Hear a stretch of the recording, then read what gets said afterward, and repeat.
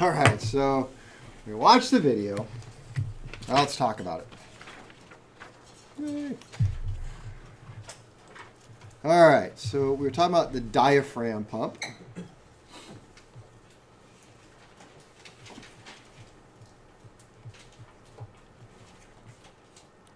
Diaphragm fuel pumps.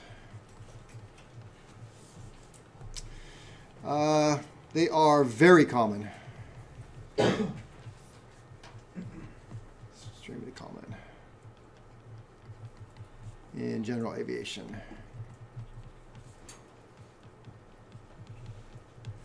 Especially Lycoming. Lycoming uses a lot of it. Did you guys recognize the Lycoming parts in the video? Yeah. I would hope so, because you built one. What kind of classification? What did he give that? It's a non-constant displacement. Yeah, non-constant. Do you remember his words? Variable? Variable. Yeah.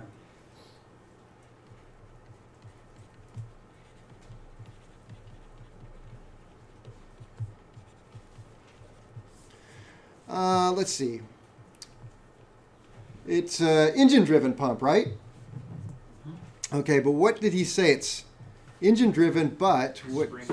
Spring-driven. So the engine really just recocks the spring. So it's a spring, if you will, spring-operated, but we'll say engine-driven. Engine-driven, but considered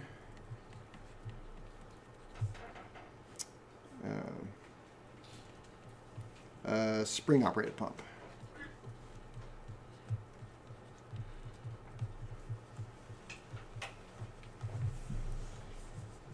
So the engine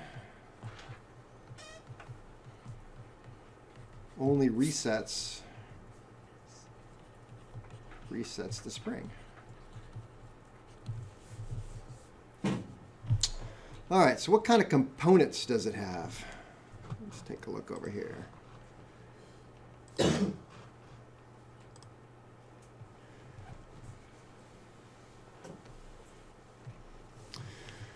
So inside of it, well, you have an inlet and an outlet, or outlet and inlet.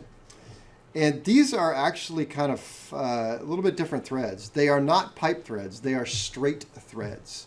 So it takes a little bit different of a fitting that goes in. It actually takes what I call a bulkhead fitting. They're straight threads that go in there, and it takes an O-ring on the outside to seal it. So if you try and shove a pipe thread in there, you're going to mess it up. I just noticed this. That is hilarious. What is going on right here?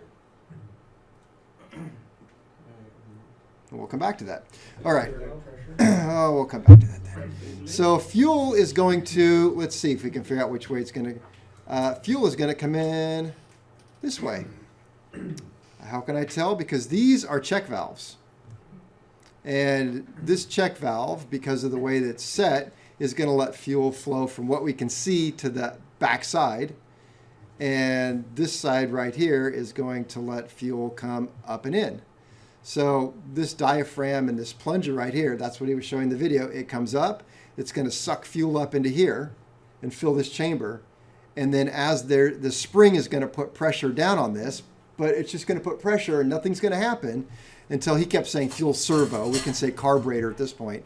Till the carburetor has a demand for fuel, then the spring will push it out through this check valve and out. Remember that? All right. So we had two check valves. 1, 2. One allows fuel in, one allows it to go out, so fuel doesn't go backwards through it. We talked yesterday that whenever you have an engine-driven fuel pump, you must have a way for the boost pump to bypass it. So what's my bypass here? The holes on the valves. The what? The holes on the valves. Sure, why not? The check valves actually just allow fuel to flow right through it. So if I put any pressure it's just a little rubber diaphragm sitting there, and any pressure is just going to push the diaphragm down and allow fuel to flow right through. So if I put enough pressure through here, have an opening over here, it'll flow in here, up this, fill this up, flow out there, and go out. No restriction. It's just fine. So it comes right out. So we had two diaphragms, if you remember correctly. Actually, three. So I'll say three diaphragms. One down here. Do you remember what that one was called? Can't see it in this picture. Let's see. There we go. Now we see all three. So this right here is the retaining ring for the high pressure pump. Inlet outlet on the other side. We had a diaphragm here. That's the main diaphragm. Thank you for playing along. This one was the pulsator diaphragm. And up here was what? Secondary? Secondary or upper diaphragm. What was the purpose of the upper diaphragm? In case the lower one failed, then you'd still have fuel pressure. Exactly. All right. So imagine we got fuel flowing through here and we only had one diaphragm right here. And that diaphragm ruptures, even gets a little hole, what's going to happen? No fuel flow. Fuel will flow. Not as much pressure. It's going to come up and it's open on the back side of here. So it's going to come out of here and fill up what? Crankshaft. Crankcase. Crankcase. So a crankcase gets full of fuel. And then, to use his words, you would have an explosion and a Fire. post-crash flight. No, post-flight crash. There we go. Post-flight crash. That's usually when most of them happen. I've seen some pre-flight crashes. All right, so put a second diaphragm in there. And now if the first one fails, it's going to fill up full of fuel in this little area, and this keeps the crankcase from filling full of fuel. How well does the pump work at that point? Still A works. little bit less. It works fine. How, as a mechanic or pilot, are you going to know that this diaphragm has failed and you've only got one left? The fuel gets Little sent less fuel pressure. overboard and it leaves a blue stain on the plane. She's got it. Not pressure will be the same. Otherwise, this right here, that's just a plastic cap for shipping. So right here, it's going to spray out fuel every time. And so what's important about that? It's To be open. To be open. got to be piped overboard because this is sitting in in a hot environment. Otherwise, it's spraying fuel on a hot exhaust. Then you have fire and a torch. You're going to not be happy. So this has to be plumbed overboard. Well, okay, so imagine now that somebody from a different school doesn't know what we're talking about here, and pilot comes in and says, I got a problem. This little hose is connected to this, and it's running overboard, and fuel keeps coming out of it. The person says, I know what your problem is right now. Some idiot didn't put a cap on it. I will fix that for you. That's what you pointed out in this picture. Just notice that. Brass plug shoved right in there. Why? Because this diaphragm had failed and it was leaking and somebody fixed it. How nice is that? All right, we're not talking about that yet. So Kevin, what's the difference between those two? The one that looks sort of golden and the silver one? One is to come in and one... Oh yeah, one is in, one is out. Okay. So it's got to come in and go out. All right, so what do we got? Components. What kind of components we have? We have uses 2 check valves.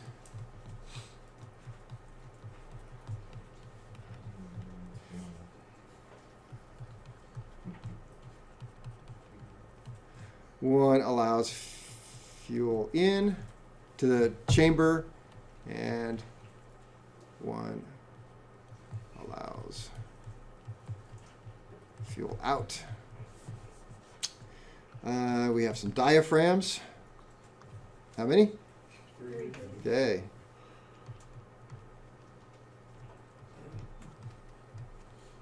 One, two, three. We had a main diaphragm.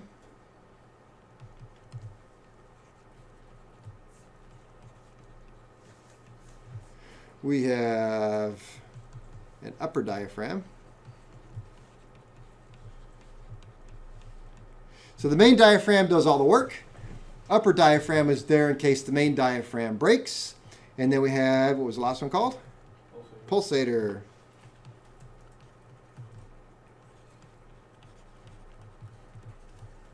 And that just took out the pulsations. So it had a little stretch to it.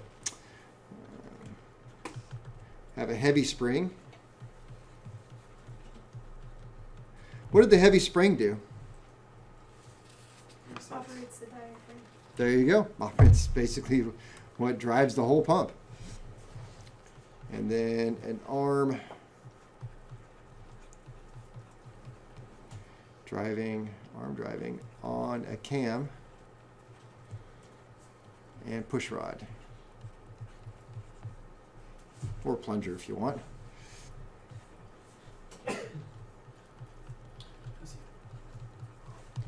Operation. Would it be helpful if I pulled back that video and just kind of showed you some things through there? All right. See if I can do that.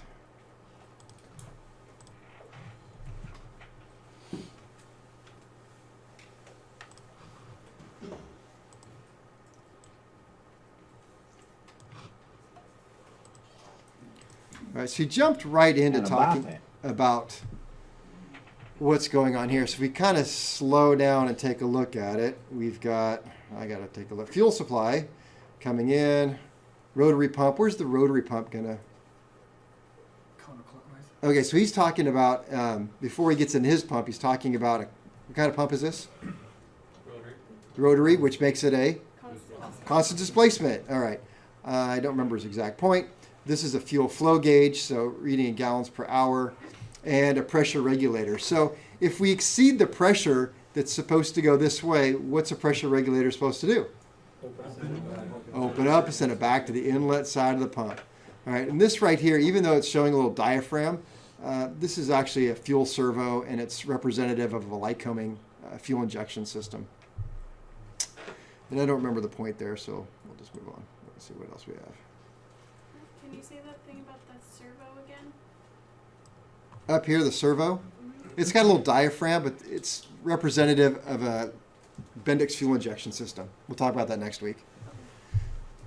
And yeah, When the fuel pressure gets too high, the pressure regulator sends it back to the beginning of the system. yep, Does the pressure remain the same, or is it? yep, right here. Yeah, that's what it's supposed to do. It's supposed to remain the same here. So if the pump is putting out, say, 30 psi or 27, then 25 is going to go this way and 2 went that way. Okay. Let me see. Let's get back to when he starts talking about his pumps. All right. So the way the pump works then is you have the two diaphragms down here. You have the diaphragm here and the two check valves right here. So this spring right here, do you remember what this is for? That's to take the slack out of the Yeah. system. It just keeps tension up here. Otherwise, this arm would fall down and hear a bunch of clacking. So you don't want that. So, and it's built in over here, really. You guys should recognize this is a Lycoming rear end. So this is what gear? Crankshaft. Crankshaft, and this is the idler gear, and then the magneto runs off of that, and this is the one with the little cam on it. And I had you take all these plungers out of our engines because we're not using these. He talked a little bit about the damage that happens. It happens way too often. And the damage he showed was minor. Most of the time you see the back end of the accessory case blown out. So people just force these in there. It's very difficult. To actually assemble these pumps, you have to get it so that this cam is at the top and push this up. And of course, what does it want to do? Slide right down. And so you got to get it up and then work this little arm back under it quickly, but then it's all canted because it actually takes pressure to do it. So you have to bring it, and it's difficult. You have to be very, very careful when you do it.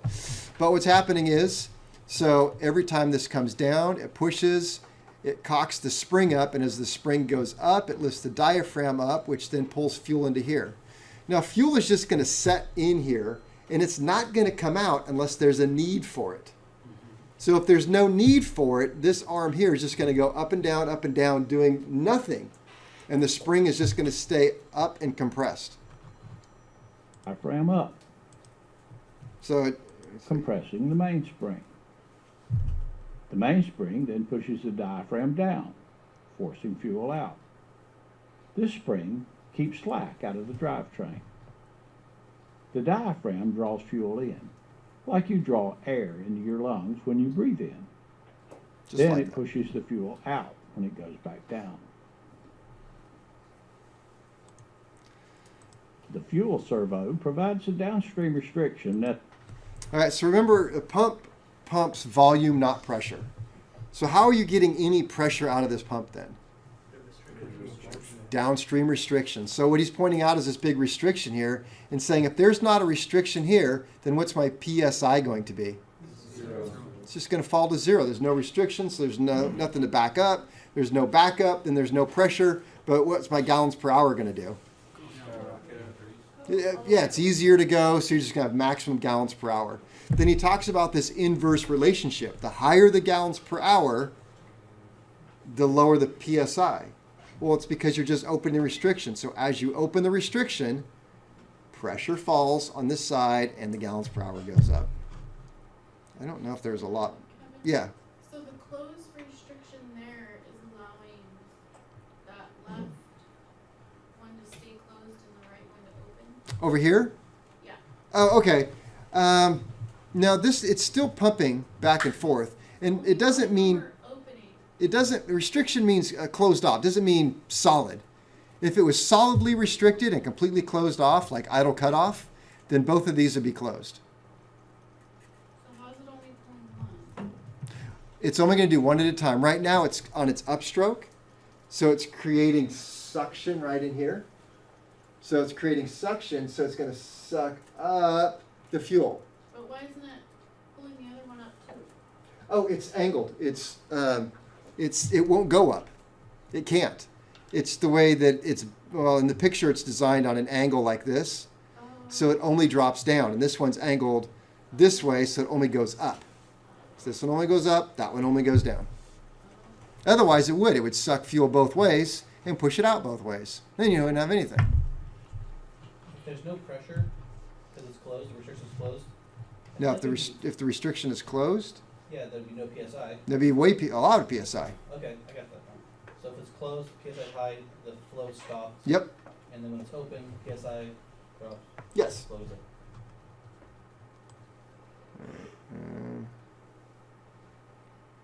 Trying to decide if there's anything else worth really going over, because that's really the main thing. I know we talked a lot about their testing there. That wasn't that. Let's see, what is it?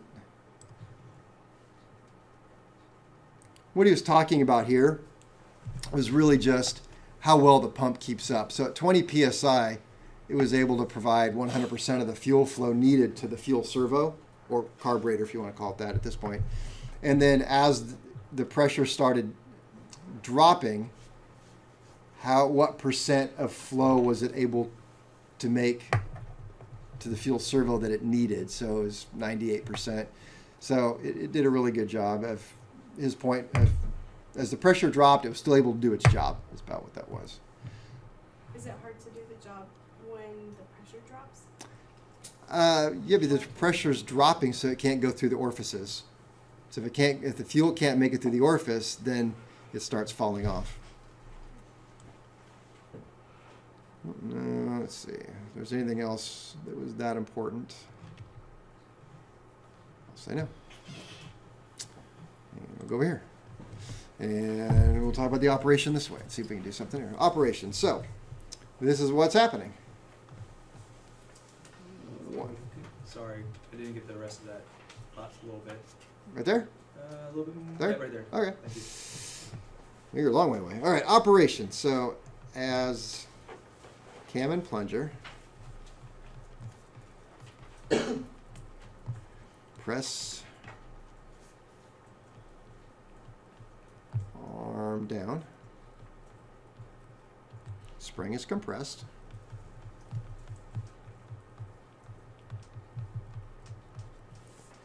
And diaphragm is lifted up.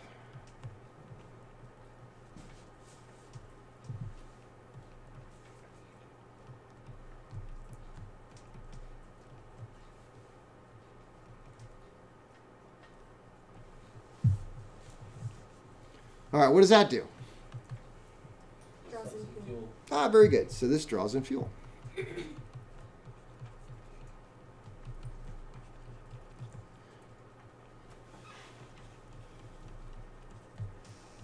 Through the inlet and inlet check valve.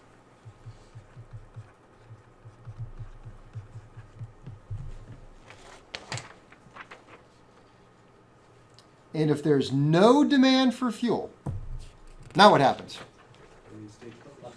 Nothing happens. Very good. So the cam and push rod and arm, they can just keep resetting, and it's just going to keep coming up and hitting a spring that's already compressed and doesn't do anything. And the spring is just compressed. But when there's a demand for fuel, now what happens? Spring pushes the check valve down and releases the fuel. Okay, if there is a, yep. So if there is demand, would you say spring presses down on the diaphragm? Oops. Presses down on the diaphragm. Is there a way to abbreviate diaphragm? Dia? Dia? I know it's diameter, but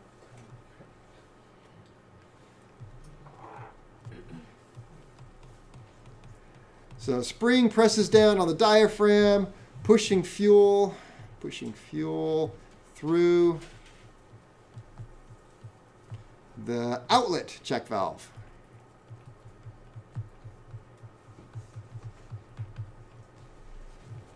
And it goes off to the servo.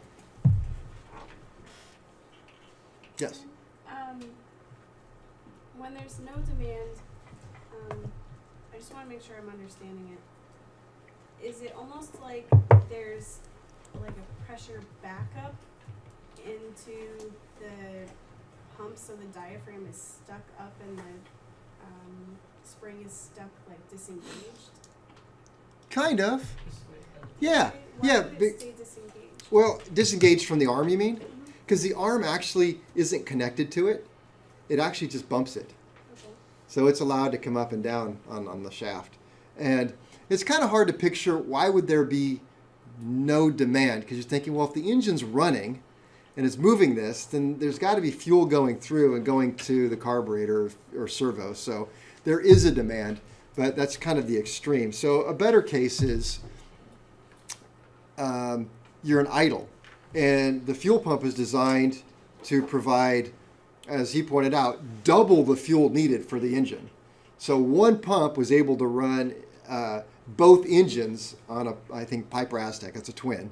So pump's got a lot of capacity to it. So let's just think about in idle, and you're using that one little grain of salt, all right? So, but the pump can do so much more than that. So every time it comes up and it cocks the spring, it comes back down, the spring moves a few thousandths of an inch. And then it comes up and hits it again, and a few thousandths of an inch, hits it again, a few thousandths of an inch. And then as you advance, the throttle uses more, then the spring's going to come down more, and it's going to reset it a little bit more, which makes more sense than why would you use no fuel, and then how is the engine running if you're not using fuel? Does that help? Yeah. All right, so let's see. Oh, if there's no demand, if there is no demand, what happens if there's no demand? Spring remains compressed.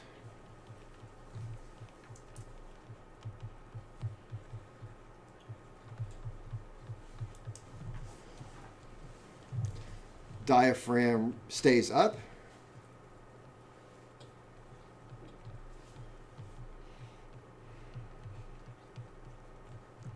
Diaphragm stays up, and no fuel is pumped.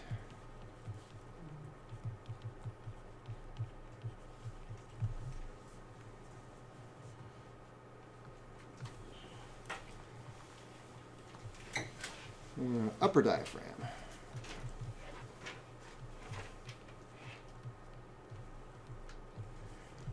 All right, what does the upper diaphragm do? Redundancy. Redundancy is good. Keeps any fuel that leaks from the main diaphragm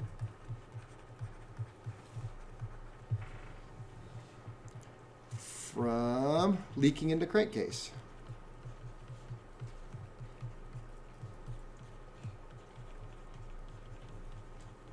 Then we get fuel in the crankcase. It dilutes our oil. That is bad.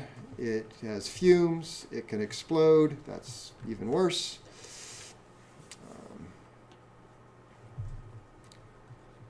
Acts as a backup diaphragm.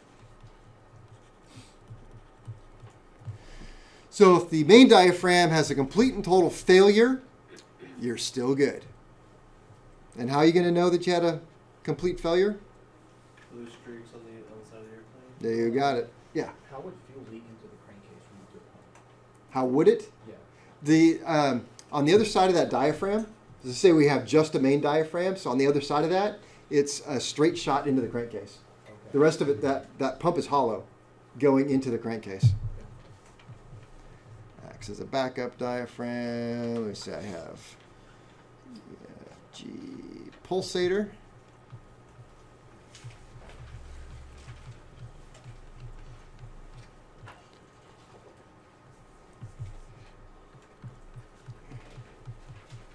Evens out the fuel pressure pulsations to prevent excessive wear. Is that just a marketing term, or is it just a dampener? Dampener, yeah. On fuel servo. Do you have a picture of that in the demo? The what? The pulsator? Pulsator diaphragm? Yeah, like the- It's really, it's a bottom diaphragm that just covers everything on the bottom. You guys will actually get a chance to take one of these apart, sort of. You can't take it all the way apart, but you can take it apart enough to get a good view of it. So if the pulsator diaphragm's on the bottom, It's on the bottom. so there's holes in it for the inlet and the outlet? No, it's underneath all that. Let's even down farther? It's down further, yep.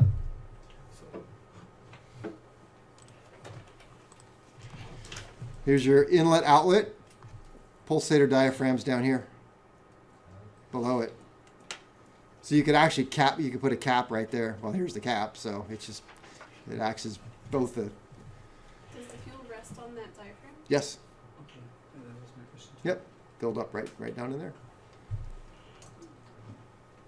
So that's basically the bottom of the... It is basically the bottom. So it not only is it the bottom, and it acts as that pulsator diaphragm, it also acts as the gasket for the cap on the bottom. Drain fitting. And the drain fitting is what?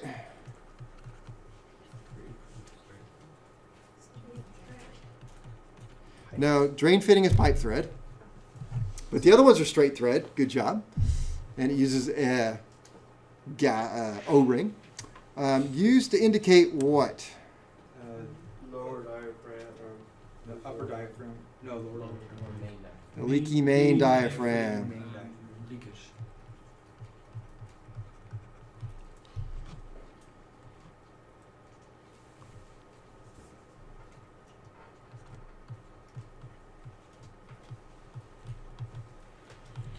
All right, pump basics.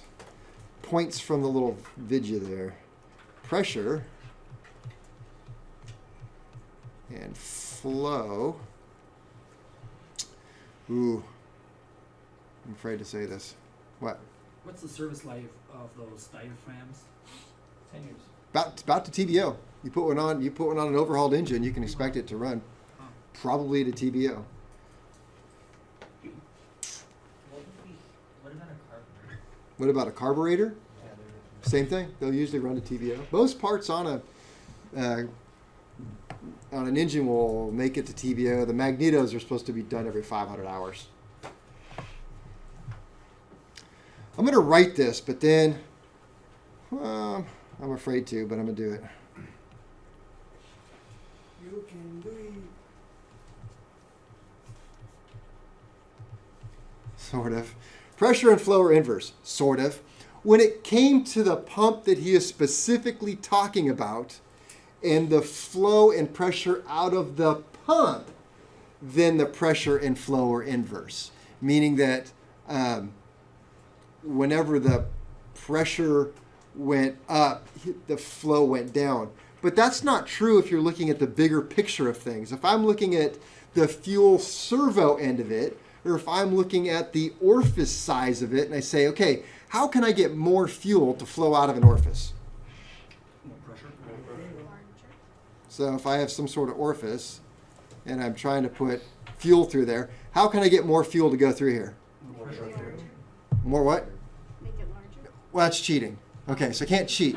So I have fixed orifice that I can't change. How can I get more fuel to go through that? More pressure. So if I say that, and I say, well, if I want more fuel to go through there, I need more pressure, then our pressure and flow inverse? It's completely the opposite. That's why I was really, as I read, I'm like, oh my gosh, I gotta be careful I say this. So in regards to the pump that we just watched, his comment is pressure and flow are inverse, meaning that if I'm looking at the pump end of it, as I tightened up the restriction and caused the flow to stop, the pump showed more pressure. But as I opened up the orifice, the pump showed less pressure. So, but And more flow. So it is actually the way he was showing it. It actually worked. well, of course, the way he showed it, it totally worked. But I need you to know that if I want to get more fuel to go through this orifice, what do I have to do? More pressure. So if I have more pressure coming in, then I have more flow going through here. So as pressure goes up, flow goes up when I'm looking at it at the orifice. If I'm looking at the way his pump worked, not his pump, but that pump, then it's different. So you have to really kind of think about what are we looking at here.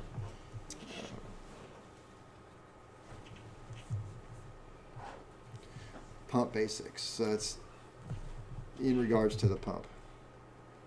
You know, I'll hang on. I have some other little notes here. I'll just throw them in here because they're good. A large opening. Isn't that like a Venturi? It is, but it was supposed to be just an orifice, which a Venturi is. So a large opening will allow a lot of fuel to flow, and pump pressure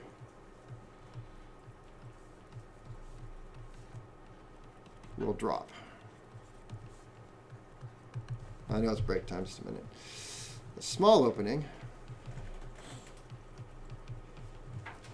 will restrict flow and cause pump pressure to rise.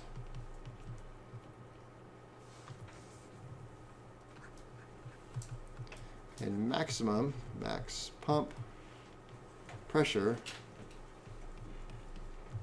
is at zero flow. So in other words, if we looking at the pump and we restrict any fuel from flowing, the pump will show its maximum pressure potential. Break time.